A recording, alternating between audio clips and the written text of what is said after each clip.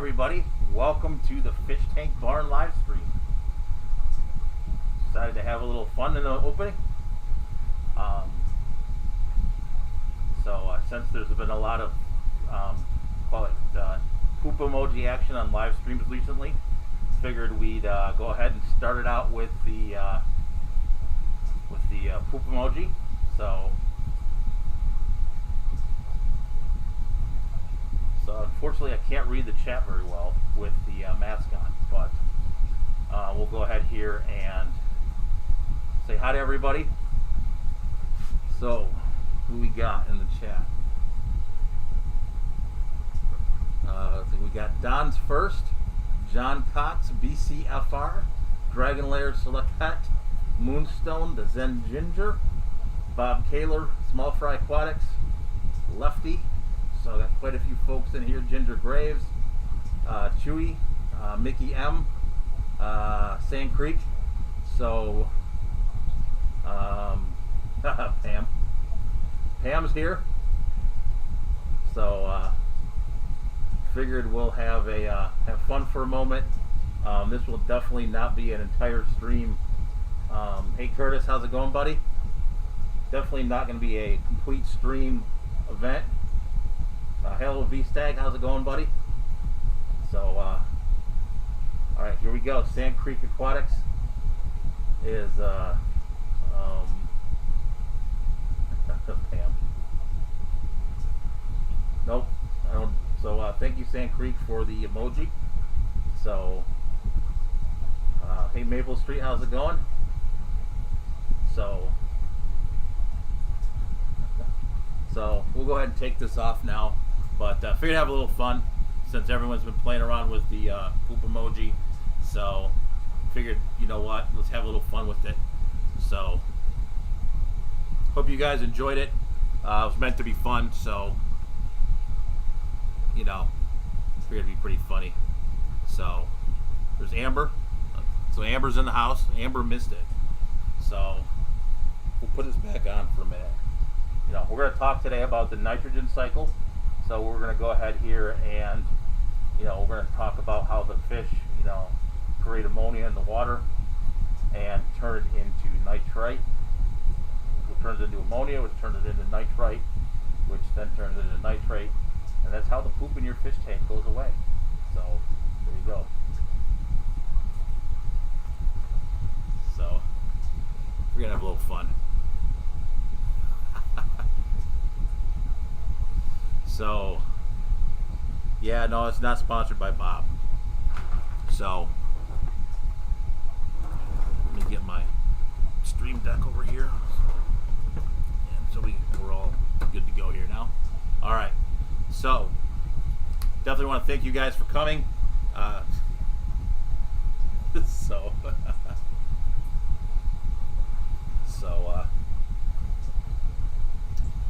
Alright, so we got Mickey M. Sean OOTD is in here. So,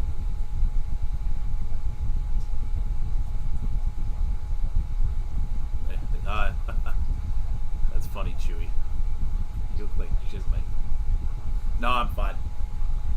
So, I'm playing around with lighting a little bit here too, but I think this is all right. So, hey Scott's Aquatics, how's it going? So, not much going on in the barn right now. A few things going on, you know, kind of moving some fish around and stuff like that. So, not a whole lot to show, but probably give it another couple weeks and we'll have a little bit more to go. So, it does definitely make plants grow. So, but let's go ahead and talk through some events. So,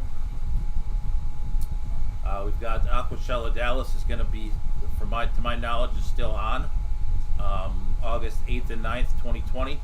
That's going to be the Schaumburg Convention Center, Schaumburg, Illinois, which is just it's northwest of Chicago. So, hope you guys, if you can make it out there. I probably will be there. So, second one, we did talk a little bit about MACNA 2020, I think it was last week, that being canceled. But they did announce Yes, hold on, Maple Street. I'll grab that in just a minute. So, yep. So for the Atlanta MACNA for MACNA 2021, September 3rd and 4th, that will be in Atlanta.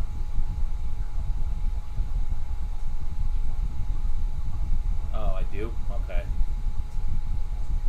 All right. Let me. I have an idea how to fix that actually. Let's see if that helps. So that one I might actually go to. They might have some stuff with the Atlanta Aquarium, which I think would be pretty cool. So, and then the second one here, we did talk about this last week. This is going to be the Sergeant Tank LLC basically presentation at the Grand Valley Aquarium Club. So if you guys have not seen Jeremy before, he does an excellent presentation. So definitely pretty cool. So definitely check that out as well. But I'm going to go back to Maple Street's question. Mike, are you missing the local fish club scene? We are. Yes, definitely. I think this might be the last month of it not being around. The governor did open the state up quite a bit yesterday. So basically, you could have gatherings now of 100 people.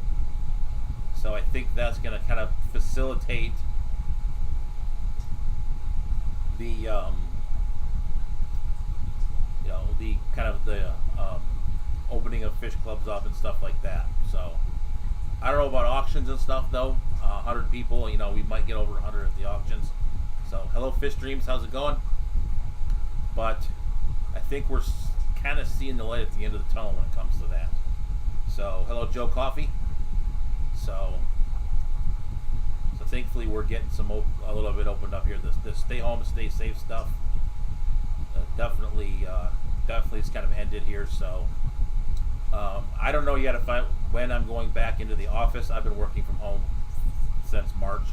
So basically the last day of work that I worked in the office was the Thursday before the big fish deal.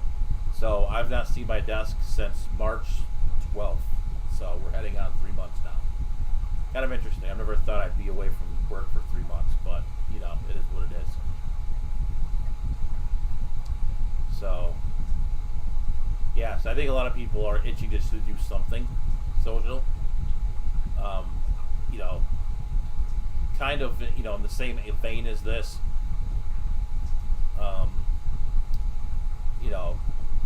I've noticed just work life in general. Basically, people have kind of lost their filter, including myself. People have gotten a lot more unfiltered as you're not, we've all kind of become a little bit more of a keyboard warrior. So it's kind of interesting, what'll happen is everyone kind of call it re-enter society, we'll say. Because I found it to be a little bit interesting. I think people have been a little bit more on edge, a little bit less filtered, longer that this has gone on. So I think it's definitely something, it'll be interesting when we come back.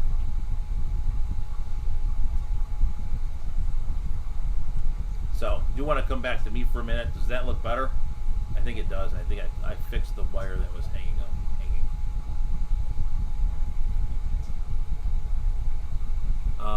So, Absolute Aquatics has asked, do you think once quarantine is completely over, fish keeping will change in any way? I am definitely not a crystal ball, but I think it depends kind of how it ends. I mean, it could be good for, I know if you've watched Aquafunk, if you follow Funk at all, he had a gentleman on who was a local fish farmer from Florida, and he's been doing,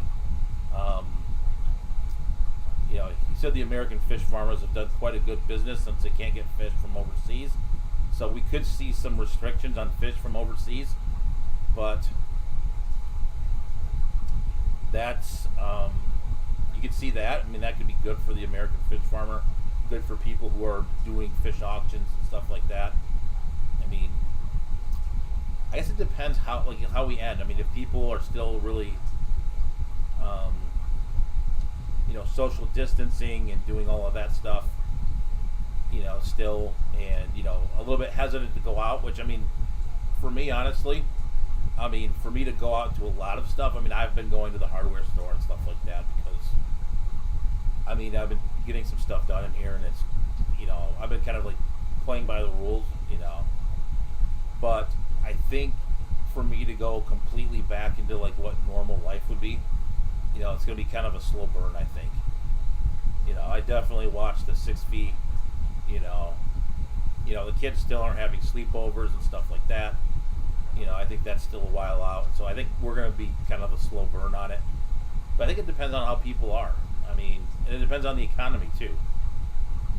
Right? I mean, if it just goes back to the normal economy, I mean, it would be the same as it was. But if it goes back to something less than, then it's going to be different. I mean, there's going to be a lot less people spending money on fish stuff because, let's be honest, fish are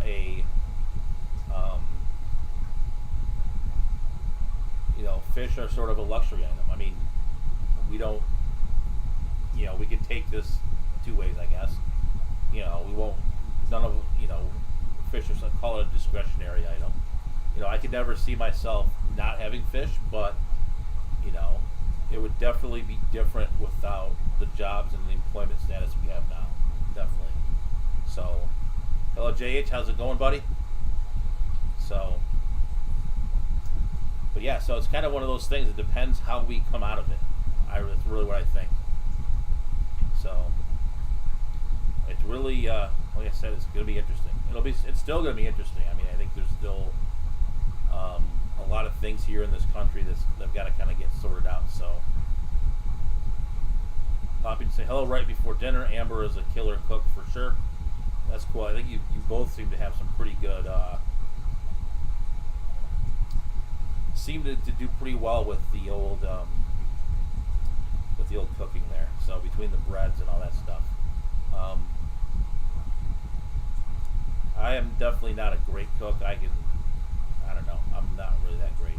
I don't have a lot of motivation to do it, so that's part of it as well. So, but I can see both of you being very good cooks. So, definitely thank you guys for coming on by. So, I think when the auctions come back, people will have fried fish they're tired of, and there will be a ton of good deals to be had. That depends, I think, on Select Pet. I think depends on your club. Our club generally prices seem to hold throughout our auction. Some of them, obviously there's going to be, we've had our auction with the 9 millionth not purple ACI, but the 9 millionth electric blue Ali. I mean, so it's going to be interesting for sure. Oh, excuse me. That mask was a little hot. Yeah, we hit 90 degrees today, so it's been a little warm. So I kind of wanted to jump into the topic a little bit. So today we are going to talk about kind of managing the fish room, basically the grind, fish room madness we call it. Kind of just, it's really a balancing act, and kind of where I came to this. I don't know if you guys follow Simply Betta, but she put out a video kind of talking about basically, managing all of your your hobbies. If you have children, your children, managing all of the stuff that we have going on, and kind of finding time for all of it, and finding time to do it correctly. So I think it's definitely, and there's a balance, which I do a terrible job at. I'll be quite honest with you. I am probably out here 12, 13 hours a day at least. So, and I think just finding time to do all the, and then you add YouTube onto it, which for, those of you who are content creators know this, but it's, as you create more content, as you do the editing and everything else, that takes a lot of time. Excuse me. So yeah, so I'm going to talk a little bit here while we've got, about, kind of how I manage that a little bit. Taylor kind of laid out something that was pretty structured. I mean, there was like level 1, 2, 3, 4. I'm not that organized. I mean, those of you who watch, who've been around, could probably tell that. But she really did hit some good points. So,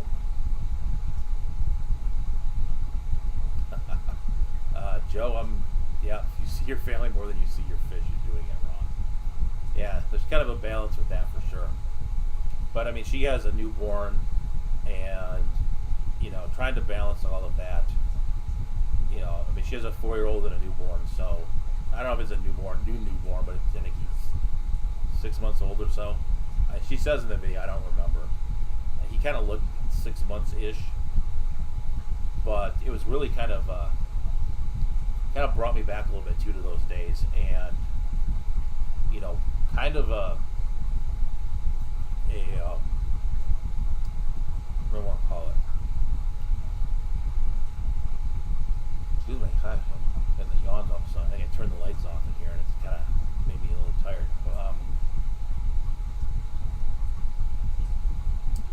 Yeah, it kind of brought me back to a time where I was learning that lesson. I mean, it's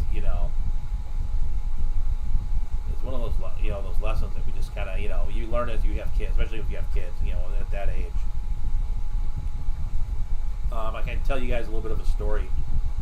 Chelsea, the oldest one, was 1, and it was a time when I still had just the one reef tank, and it had like 8 sumps attached to it or whatever.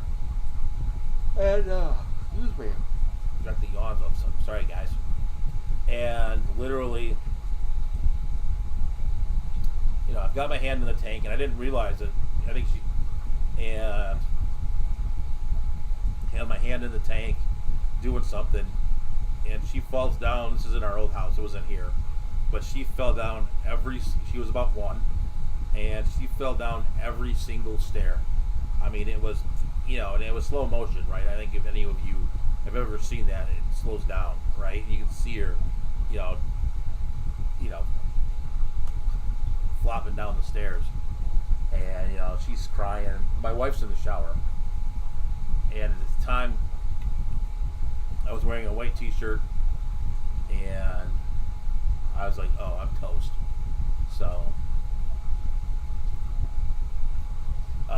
So I was definitely toast. I'm like, oh crap. My wife yells, what happened? Chelsea fell down the stairs. How many? You don't want to know. I get to her. She's got a cut lip, like right here, and that was really kind of about it. I mean, kids at that age, I mean, they're like Gumbies, right? They're just like, flexible. If I fell down that many stairs, I might probably still be there. But she's like, I pick her up, I stick a pacifier in her mouth, and I kind of go upstairs trying to play cool a little bit.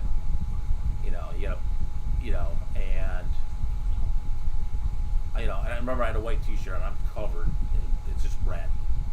And she was like, yeah. I'm like, yeah, she fell down all the stairs. And so kind of took it out of the chin a little for that one, but that was my fault. I felt horrible. So there will not probably be a slime monster attack tonight. They are down at the neighbor's house, so they are well put away. Ugh. Sorry, guys. Can't stop from yawning.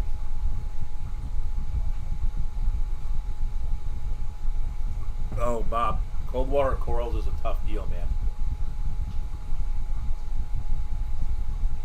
So, yeah. So there's a guy named Steve Wiest. If you look him up, I think he's in Oregon. But that's a tough deal. No. You guys don't. Yeah. No. Cold water. I think it's actually tougher than tropical, because you actually have to keep the tank. I think it's like 50 degrees. you actually have to run a chiller. Like it's just basically like running another air conditioner in your house. Like I think it's WEAST. We'll go do a screen share and I'll look it up. Hold on.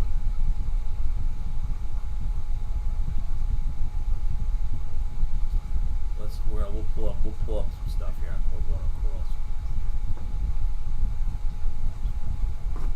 So it's been a long time since I've done that. So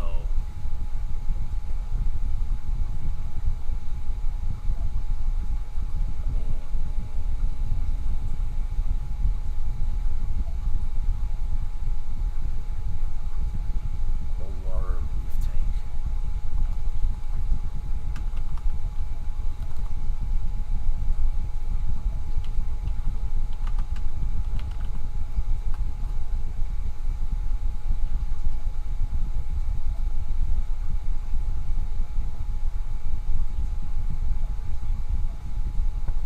We'll do a screen share in just a minute. So, alright, so this is Reef Builders. So, few and far between. Cold water reef tanks are an even rare breed. Yeah, so that's his name right there. Bob. So, and they're also non-photosynthetic, the ones that he has here. And so what those do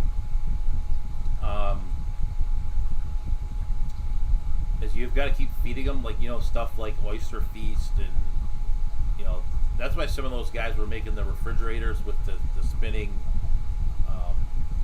spinning thing. So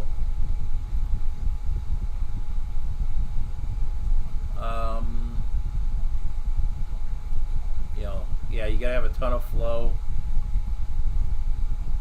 and you gotta keep the, yeah, that's what I thought, it was like 50 something degrees. Yeah, so you've got to keep the water 55 degrees, which is actually even probably, I'm gonna say, like, more challenging than actually keeping actually warming it up. So good luck, Bob. If you do it, I'd like to see it for sure. I think that'll be interesting. So, but yeah, cold water reefs is something it's a tough one. I mean, the one thing you can keep is the Catalina gobies, which is definitely, those are definitely some cool fish. Yeah, no, we looked at some cold water reef stuff. Bob was, Streetwise Bob was asking about it, so figured we'd tune him into it. So Mickey, I've spent some time at Sweden's only real marine national park, close to Norway. I've been to Sweden, actually, Mickey M.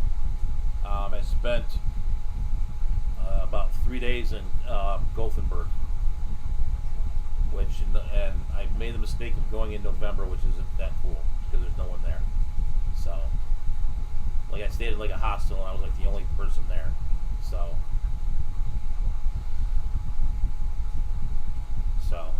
Mabel, she says, I have tanks in my basement on the floor that don't get above 60 hardly at all. You might be able to pull it off if you have a basement. Depends on your house.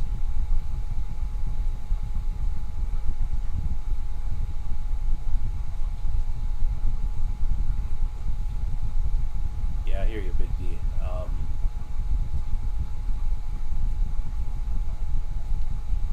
that one, that's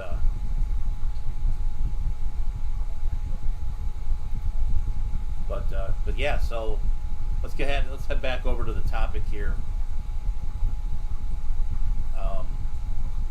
Yeah, so, you know, Taylor was talking about how to manage it, and I think one of the, you know, the biggest things to managing your fish room is, you know, if you're really into this hobby and have other life things going on, but, you know, there's other, you know, obviously you've got kids and whatever, other people have kids, etc. I mean, you really just need to, you know, change is like a godsend, because I wouldn't do it. I mean, like, I don't know if I could. How long would it take me to actually do like an old school auto water change in here? And it'd drive me nuts. So I'm a huge fan of auto water change, and I know why people are for it, and I get it. I mean, I know like someone like Lucas, you want to see all your fish, you want to interact, and I try to do that like with feeding time, and just if I'm working upstairs, for example, interact with those fish upstairs. Obviously if I'm here, I interact a lot with these guys back here. The discus I used to, and I think the discus are happier now.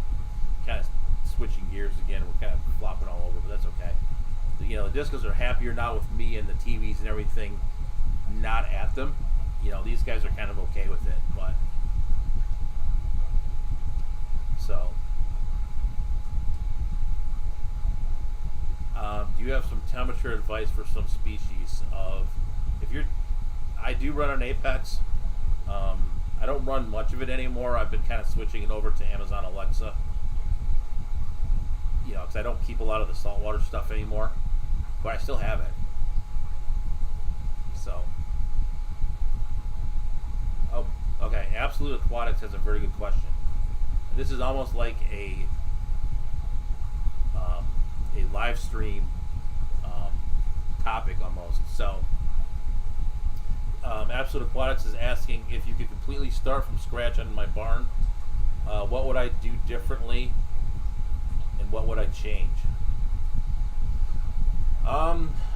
It's a good question.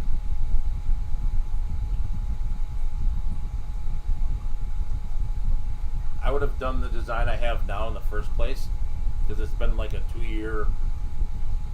Yeah, it'll be 2 years in about now. Maybe it's a 2-year running project, so I would have come up with a better plan. I would have probably done different tanks. I would have done a lot more 20 gallons upstairs. It would have been a lot more 20 gallons and a lot more 40 breeders. Those are my two sort of favorite tanks. But I mean, at the time, I guess,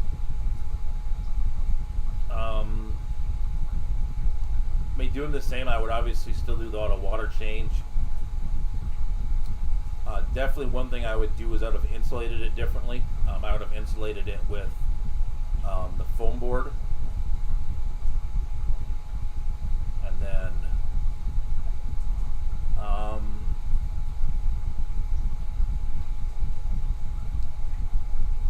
like I said, the same,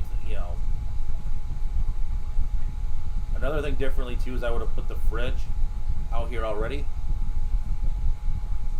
So I did adjust some of the things on the camera, so I'm hoping those fish come in a little bit better than they did before. On my screen, they don't look terribly great, but I think it looks a little bit better than last time. But I mean, the tanks are coming in well. I mean, I'm happy with it. There's just some things I would have done differently. I think, like, it would have been more uniform, because this was kind of built as I went along. And I had some tanks from when I was in the house, and then all of a sudden it was more tanks, and they were kind of hodgepodge together. And so there's some here, some here, some there, some there. There's 20s here, 20s there, and 20s upstairs. It would have been more uniform, something like what Dan did. But a lot of these things are a learning curve too. So another thing, going back to this topic again, kind of another thing too is I think we need to forgive ourselves for having our tanks not look perfect all the time.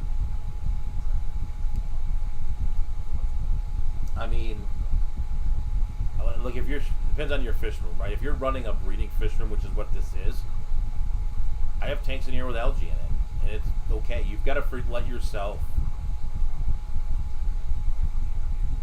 be okay with certain things. I know there's some people in the hobby that are more OCD than others. I mean, if we turn on the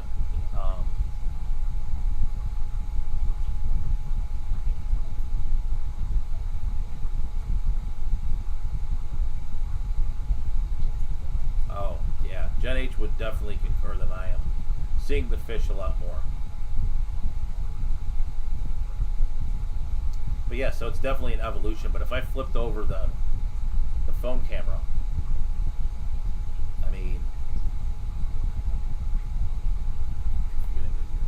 if we take a look here, those two tanks on top are full of algae, but I have fish breeding in those tanks, so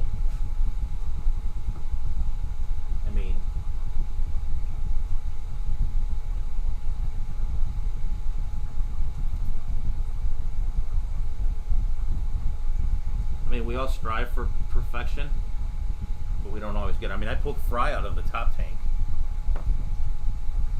So, why are you... So Katie, I thought Katie was at Addison's house, but I guess she's not. So we might have a slime monster invasion after all.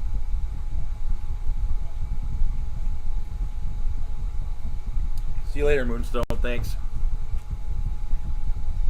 So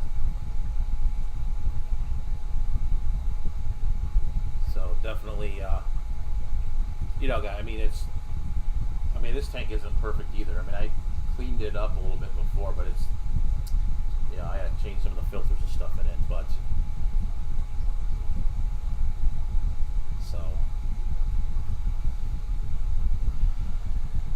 no problem, Dragon Lair. So let's go back to me. No problem, Dragon Lair. You got to take care of that for sure.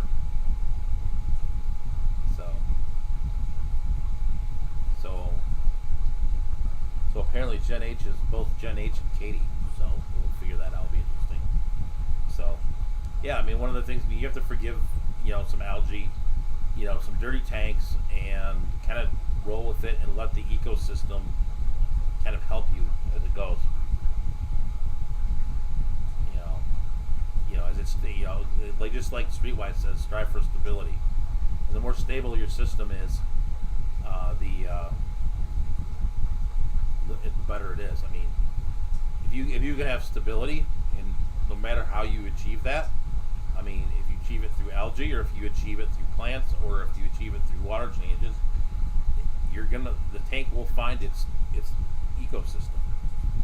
As long as you don't, as long as you keep it in balance, it's going to work. If you go to nature, when we went to the, kind of opening the tent a little bit on a future video, the kids and I went and collected some rocks the other day out at one of the rivers. I got those rocks home and they had algae on them, even the fast flowing river. So, that's Mother Nature kind of cleaning the river out, right? So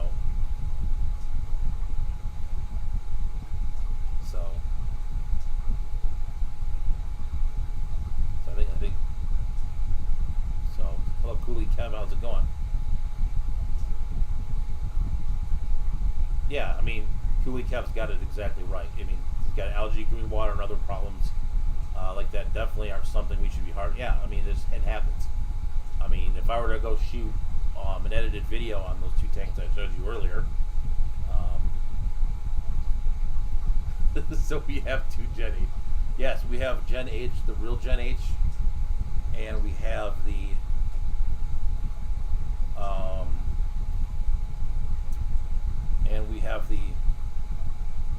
mini me, which is really not. She's really mini me, but which is Katie. So, all right. So we're about 9:38 here. So let's go ahead and we'll start hitting the Facebook posts of the week. So this first one, this is kind of a beginner question, but the new freshwater 55-gallon tank. Quick question: would 2 hanging filters be enough filtration, or is a canister filter necessary for a 55? My opinion is you could even do sponge filters in a 55. I would say depending, if you've got little tiny, hang-on back filters, then yes, you'd probably want 2. But honestly, you should want whatever you would best take care of. in that situation. I don't know what you guys think in the chat, but I think that's something that's definitely legitimate for sure.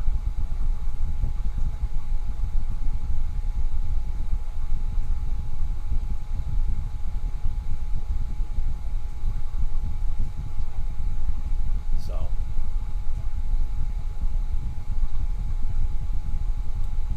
we'll let you guys catch up a little bit for that one, but I do think that one's kind of an interesting one. Yeah, so Streetwise kind of is reading my mind here, because Sunday's video is going to be talking about sponge filters. So yeah, move water through a sponge in many different ways. Yeah, there are many ways to do it for sure.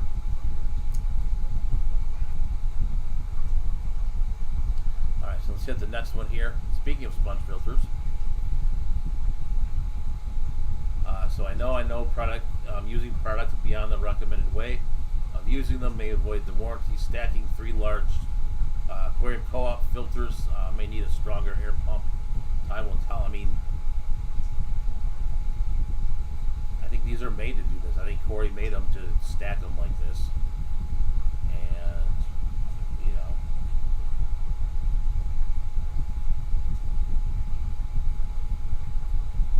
so yeah, the pool got a little green. Somebody didn't put the chlorine in it, so pool, we made green water in the pool, so that problem has been remedied though. So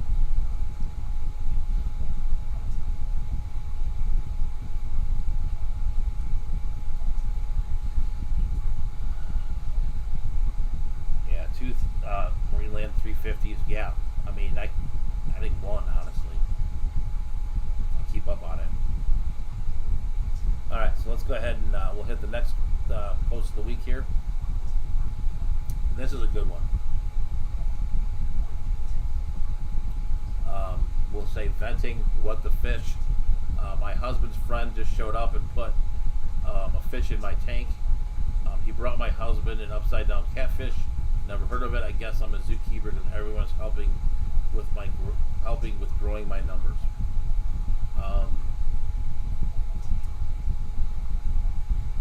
This is an interesting question.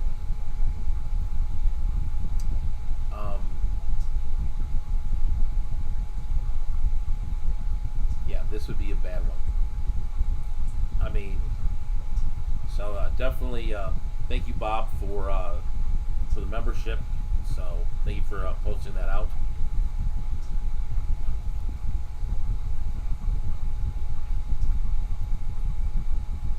Yeah, this is ridiculous. I would be pissed, to be frank. I mean, I think all of us as fish keepers want to, control what goes in our tank, and your husband's buddy, the neighbor, whoever, like, I'm not, you can just go throw that in my tank. I about fell on the floor when I read this earlier today when I was looking for post of the week. So, yeah, we've got hard water here, Streetwise. I've not had any real issues with flow per se, but I do have quite a bit of. I do run some pretty powerful air pumps in here, so. I did buy another summer tub today, though. I know we talked about that video before, but we did get another tub. So I went over to Tractor Supply and got another tough stuff.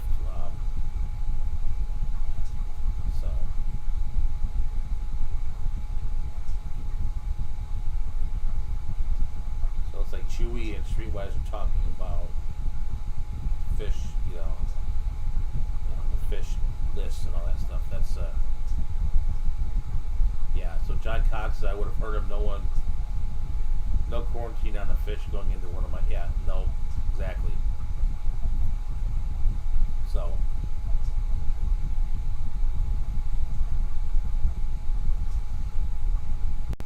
all right, so it's 9:43. I guess one thing we did do last week is we did get some new fish as well. I did do some more musical fish things as well. So, those happened. There'll be a video coming on that too. But we'll flip the camera over here and we'll maybe we'll go see if it's not too dark outside and we can go check out what's going on. And maybe we'll go upstairs because there has been some movement and stuff. So let's go ahead and keep forgetting to use the tools that I have here. And then we will main mic mute.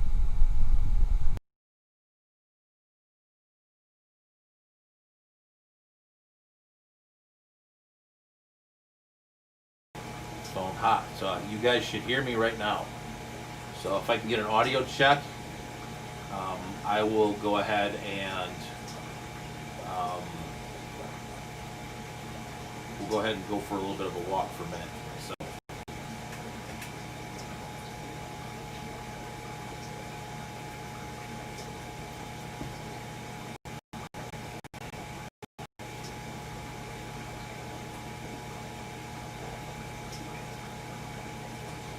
Alright, so looks like we have audio to me. So thank you, Zen. So we are going to go for a walk here. So this is my view. So this is, I've got you guys on the Streamlabs, and then I got you guys on the stream here. So let's see if it's dark, which I think it is by now. But we can go check out the ponds.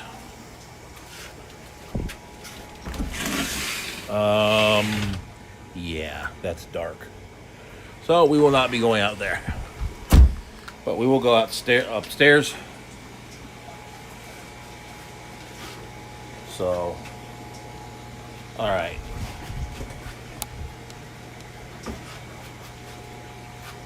So we did start getting these tanks set up. I did fill this 125 yesterday. Did some aquascaping work in here, which you guys will see later. There's a 40 breeder up there. And since this is a small opening, the second 40 breeder won't be coming in here for a little bit until I finalize the scape on this tank.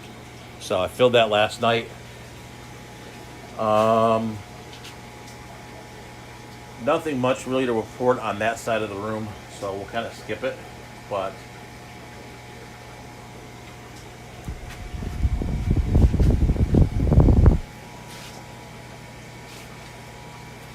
so let's go ahead and head upstairs. We won't do all of the upstairs, but do quite a bit of it. Alright, sorry the air's on. It's going to be loud. But it's at 90 degrees in here, so we did move these mollies in with the Rio top swords. And I think it's been a really good thing, because this has been out a lot more. I mean, they used to just hide over here in the rocks, and now they at least come out some. And then, this tank's a lot more active, so.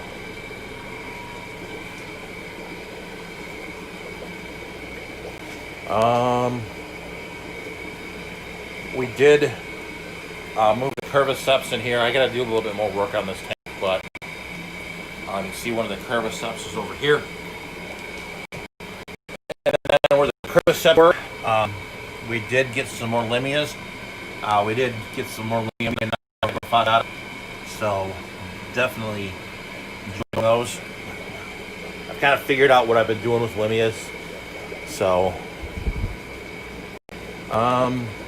any other updates? Yeah, so we do have some. Like I said, I got to clean up this upstairs. So, but we did. Someone gave me this 29 gallon, and so we've double racked this now. And we did get some Indian rice fish from Dan. So check these guys out. They're pretty cool. I'm enjoying them actually. And then that 40 gallon had some Gudaians in it, which are over here now. They're the Alatoka Dugesi. So those are some pretty cool looking Gudaians. So we're hoping to get those guys bred out here pretty quick.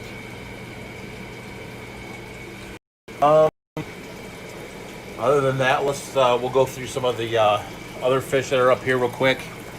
We've got the Birchmani. Um, Sorry for all the glare, but these guys have put on quite a bit of size. So had them a couple weeks now, but those guys are doing good. Yeah, looks like we've got some new fry for these too. Look at these. Look at that. Like somebody dropped.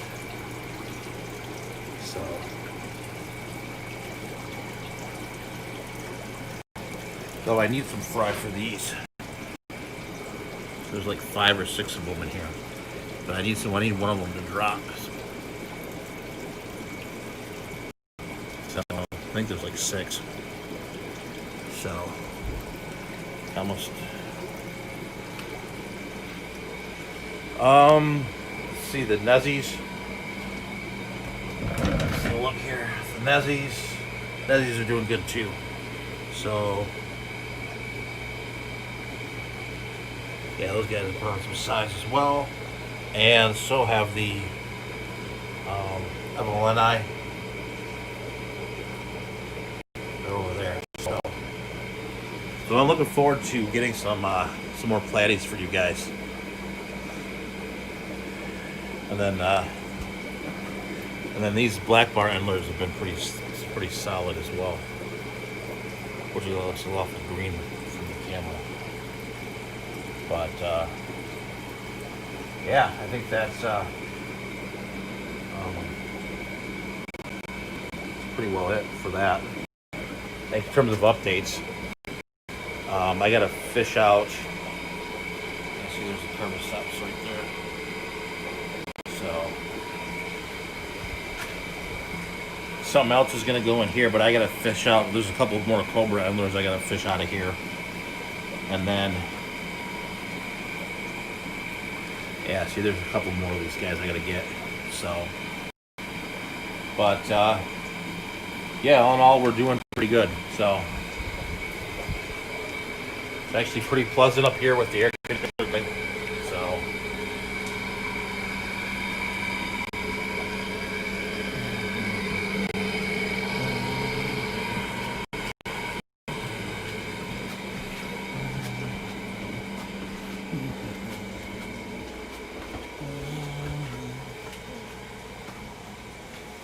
So, all right.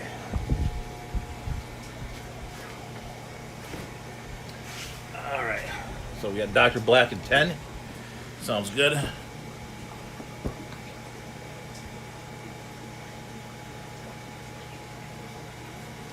All right. So, hello, Phil. How's it going? So, all right, let's go ahead here. We'll get everything back.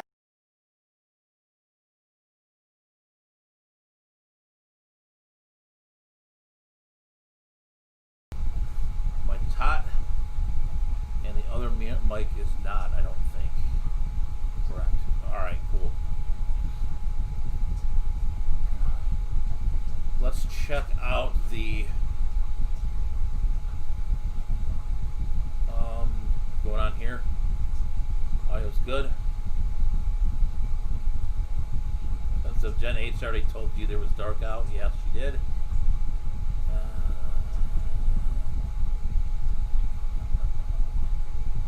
So I kind of thought you were a little behind. All right, so I'm gonna grab a drink real quick, and we'll do the last 8 minutes with the mask.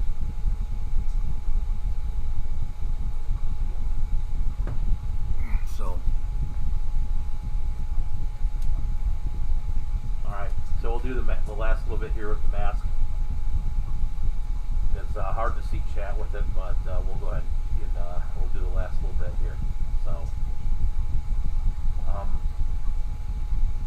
we kind of didn't hit too much of the topic today, unfortunately. But I mean, I guess kind of the final words are, in terms of the topic itself and managing, all of the fish stuff.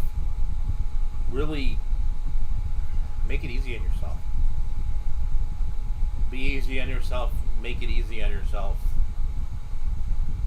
and it'll be okay. I mean, it's all about creating the ecosystem. So thank you, Mickey M. I do appreciate it. That is, it is the poop emoji mask.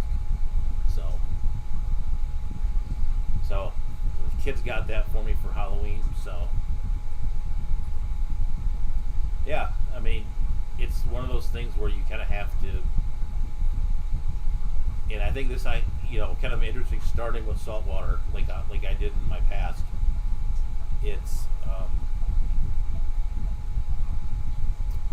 It's one of those things that's really,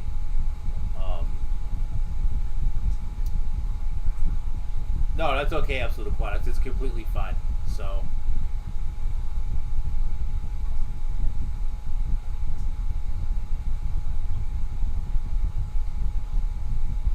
I mean, it creates the ecosystem, and so thank you, Bob, for the $99 crap. I do appreciate it.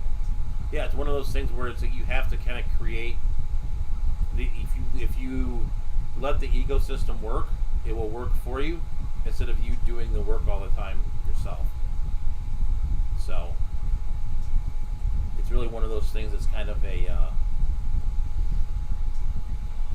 I mean, kind of, don't try too hard, I guess. So definitely do appreciate my moderators, Bob Kaler, Zen Ginger, Moonstone, Scott from King Queen Cichlids, AJ from Turbofish, Candy Overhauls, and Zen Ginger. Sorry, I think I got them all. And Pam. Wow, terrible at that. So, bilateral negotiations. Yeah, they're talking stuff. So yes, here. Okay. Phil, I think you really run it, all of it in conjunction, right? You run your ecosystem with, plants as part of it. I mean, if you look at the cichlid tank, I mean, it's got a hang on back and plants, or you do plants in the sump if you do a sump system. Put duckweed or something in the sump and let it, and I can tell you one thing I find very interesting. The cleanest tanks I have in this fish room are the ones that have duckweed in it. Can't tell you why that is. I mean, I think I can. I think it's sucking up, the duckweed, sucking up all of this, right? So it's kind of, it's balancing the system out even better than, say, the tank over here, or whatever. So I think this is kind of funny, actually, to watch it, but like I said, I can't see chat through it. So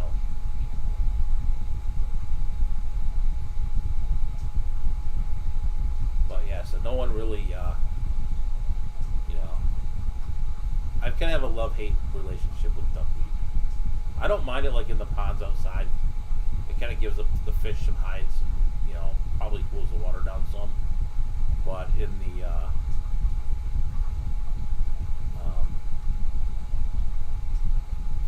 but here it kind of gets on my nerves. The Mbuna actually will eat it. I've fed it to the Mbuna a few times. It's kind of interesting. They'll pound it. So they won't eat hair algae though. So all right, so we got about 3 minutes here, and then definitely kind of swim on over to Dr. Black. So ever hear of Stats Georgia? And yes, that's the story behind it. That's what we'll end with, the story behind the mask. So the mask, I had actually threatened to make the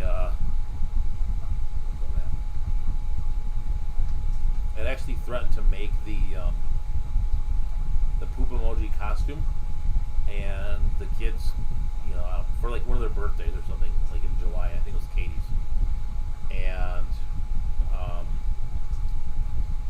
well, I decided to not do it, and so they held me to it for Halloween, so I ended up with the mask. So that is how I ended up with the old poop mask. So All right, so you guys definitely go on and check out Dr. Black, and then yeah. So we got about 2 minutes left. I think I'm going to end it because I do have to go down to the neighbors and get the kids. So we'll go ahead and do the ending here. So we'll put the mask back on for the ending. So obviously, stay safe, stay healthy, take care of all your fish. Take care of all your buddies, friends, family, and all that stuff. With that being said, keep on breeding and stay fishy, and we will see you guys on the next episode. So have a good night, have a good week, and we'll see you next